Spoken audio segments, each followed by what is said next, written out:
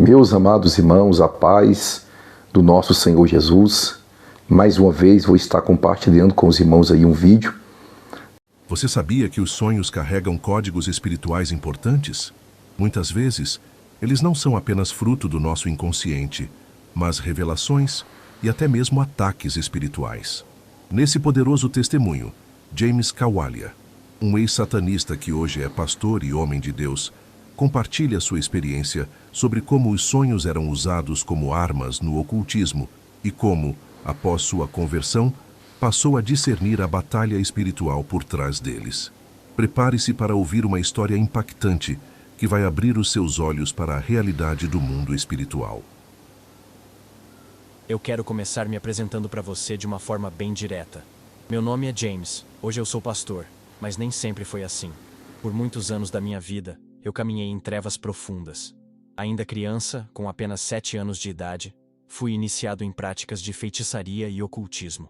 Aquilo que parecia aos olhos das pessoas apenas uma tradição espiritual, na verdade era um sistema organizado de engano, um pacto com forças malignas. Eu cresci nesse ambiente, aprendi a manipular pessoas, a provocar doenças, acidentes e até a controlar situações apenas com palavras ou intenções. Não falo isso com orgulho, falo com dor, porque eu vivi anos preso nesse engano. Quanto mais eu me afundava no satanismo, mais autoridade espiritual eu recebia dentro daquela hierarquia das trevas.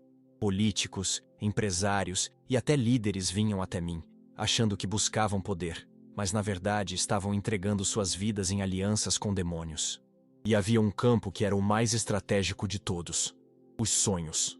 Eu fui treinado para invadir sonhos, implantar medo, doenças, desejos ilícitos, ou até apagar mensagens que vinham de Deus. Eu sabia que o sonho não era apenas algo da mente. O sonho é um território espiritual.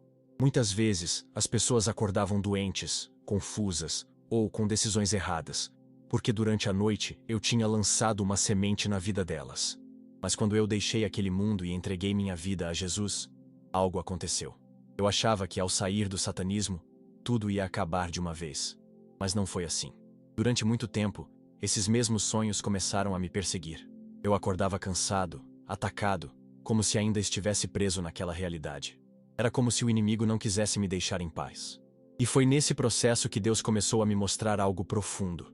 Os sonhos são um campo de batalha real. E quem não entende isso acaba sendo vencido sem perceber. Muita gente pensa que sonhar é apenas o inconsciente, que é só reflexo do que a gente viveu durante o dia. Mas eu posso afirmar, isso é uma mentira que esconde uma verdade muito maior. No mundo espiritual, os sonhos são usados tanto por Deus quanto pelo inimigo. Foi nesse ponto que eu precisei abrir os olhos. A Bíblia mostra isso claramente. No livro de Reis, está escrito que Salomão recebeu sabedoria em um sonho. Olha que profundo. Foi dormindo que Deus deu a ele a direção que mudaria toda a sua vida e o faria se tornar o homem mais sábio de sua geração. Isso não é só inconsciente, isso é espiritual. E foi aí que eu entendi uma chave que mudou tudo. O que acontece nos sonhos pode transformar a nossa vida no mundo real. Um sonho pode ser um aviso de Deus, pode ser uma estratégia do inimigo, ou pode ser a resposta de oração que você estava esperando. Mas nunca é apenas um detalhe sem importância. Quando a gente fala em sonhos, eu sei que muita gente logo pensa na explicação da ciência. É o cérebro organizando memórias, fazendo uma limpeza, juntando coisas que vimos e sentimos durante o dia. E eu não discordo disso. Esse lado existe. Mas eu aprendi, tanto no tempo em que estive nas trevas, quanto depois que encontrei a luz de Cristo, que os sonhos são muito mais que isso. Eles são um instrumento espiritual.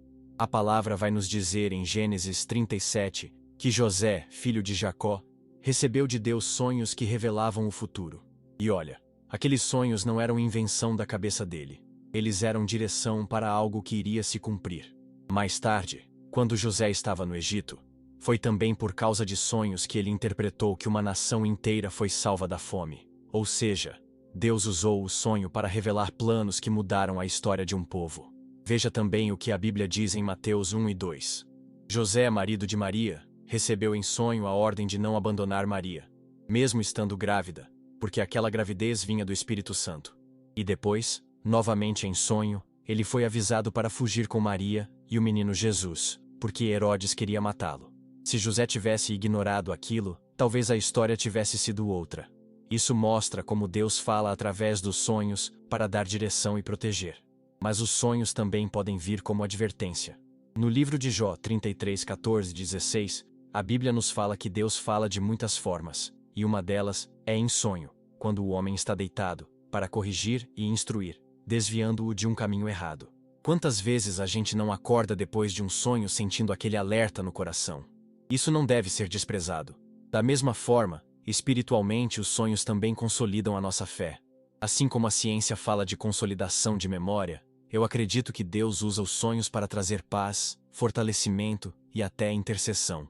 Eu mesmo já acordei de sonhos em que Deus me mostrava pessoas pelas quais eu precisava orar. Era como se Ele estivesse usando aquele momento de descanso para me dar uma missão. Mas eu não posso deixar de dizer, o inimigo também tenta usar os sonhos. A Bíblia mostra em Jó 4:12-16 uma experiência de terror noturno que trouxe medo e paralisia. E eu sei o que é isso, porque no ocultismo nós usávamos os sonhos para perturbar pessoas, plantar medo e até doenças. Isso é real. O diabo sabe que o sonho é um campo de batalha. Ao mesmo tempo, a palavra nos dá segurança. O salmista declara em Salmos 4:8: Em paz me deito e logo adormeço, porque, Senhor, só Tu me fazes repousar seguro. Isso significa que, mesmo que o inimigo tente, em Cristo nós temos proteção. E Paulo nos lembra em Efésios 6 que precisamos vestir a armadura de Deus, inclusive o capacete da salvação, que guarda a nossa mente, acordados ou dormindo. É por isso que eu sempre digo: nem todo sonho vem de Deus. Alguns são apenas reflexos da nossa mente cansada.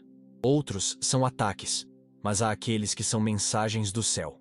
Por isso precisamos de discernimento e oração. Quando um sonho vem de Deus, ele traz paz, direção e vida. Quando é do inimigo, ele traz medo, confusão e desânimo. Mas em todas as situações, quem decide o que fazer com esse sonho é você, diante de Deus. Os nossos sonhos têm muitos avisos e precisamos estar atentos. Existem muitos, mas muitos que não devem ser ignorados. É preciso buscar sabedoria para interpretá-los, principalmente quando sentimos que há algo espiritual envolvido.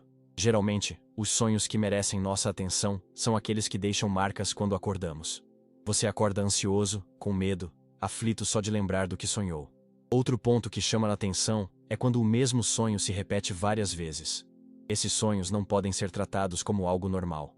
Eles precisam ser combatidos em oração. Agora, também existem os sonhos que trazem paz, que você acorda fortalecido e confiante. Esses são claramente mensagens de Deus.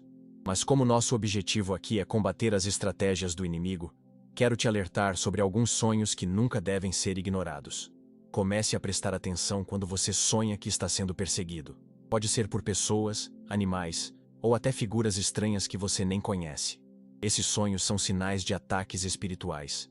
É como se o inimigo estivesse tentando impedir o seu avanço, colocando medo no seu coração para te paralisar. Eu me lembro bem da sensação.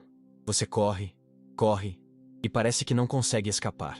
Acorda cansado, com o coração acelerado, como se tivesse vivido aquilo de verdade. Muitas vezes, eu mesmo usava esse tipo de sonho no ocultismo para minar a coragem das pessoas. E quando isso acontece, é preciso se levantar em oração e declarar vitória em Cristo sobre todo perseguidor. Porque a palavra nos garante que em todas estas coisas, somos mais que vencedores por meio daquele que nos amou. Outro sonho que não pode ser ignorado é o de relações sexuais. Muita gente tem vergonha de falar sobre isso, mas precisamos expor a verdade. Existem espíritos chamados súcubos e íncubos que atuam nessa área. Eu sei, porque fazia parte dos rituais. Esses sonhos começam muitas vezes de forma prazerosa. Você pode até chegar ao ápice do prazer, mas quando acorda, sente-se fraco, envergonhado e sujo espiritualmente. É importante entender que existem casos em que as sensações eróticas vêm do corpo, dos hormônios, e nem sempre estão ligadas a sonhos.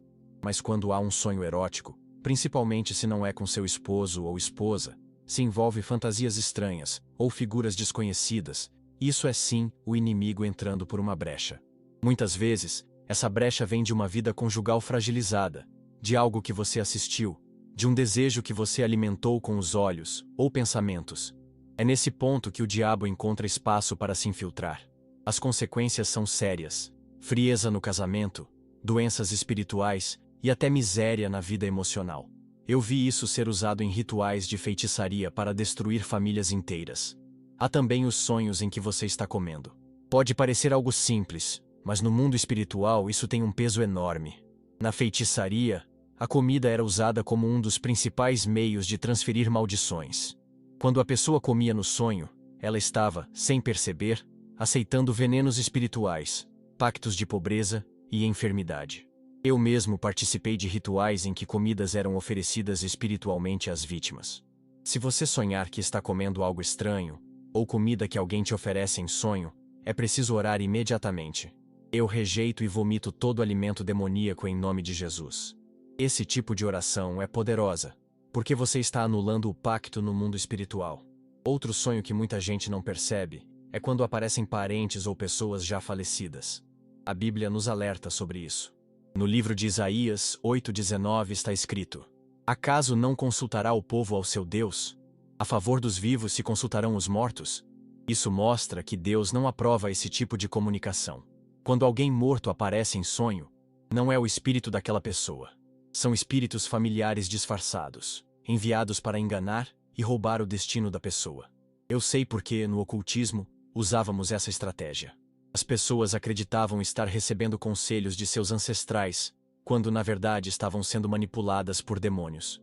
Existe também o sonho em que você está preso em casas escuras, em prédios abandonados, ou até mesmo perdido em ruas que parecem não ter saída. Você tenta chegar a algum lugar, mas não consegue.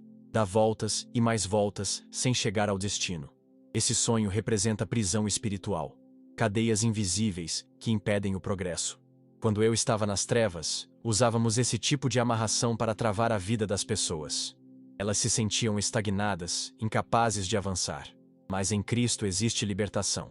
Jesus disse que veio para libertar os cativos, e quando ele quebra as correntes, não há prisão que permaneça de pé. Preste atenção também nos sonhos com cobras, aranhas ou outros répteis.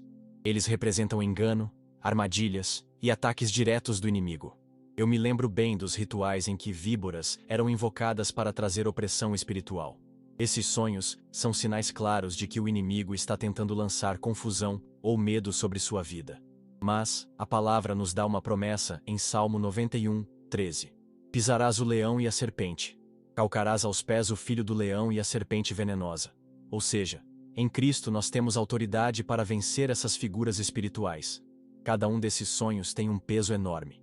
Eles não são coisas da cabeça. São sinais espirituais que não podem ser ignorados. Sempre que você tiver esse tipo de sonho, não aceite como normal. Ore, declare a palavra de Deus, peça discernimento. Porque o inimigo tenta atacar no silêncio da noite, mas nós temos um Deus que nunca dorme e que guarda o nosso sono.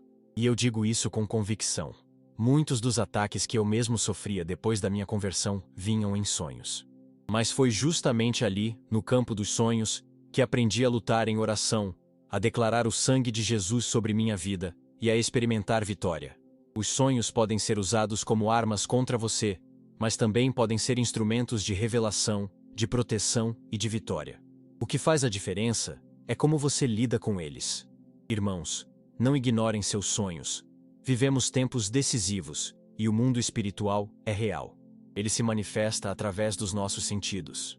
Os olhos, com aquilo que vemos, os ouvidos, com aquilo que escutamos, a boca, com aquilo que falamos, e até mesmo o olfato pode discernir a presença do bem ou do mal.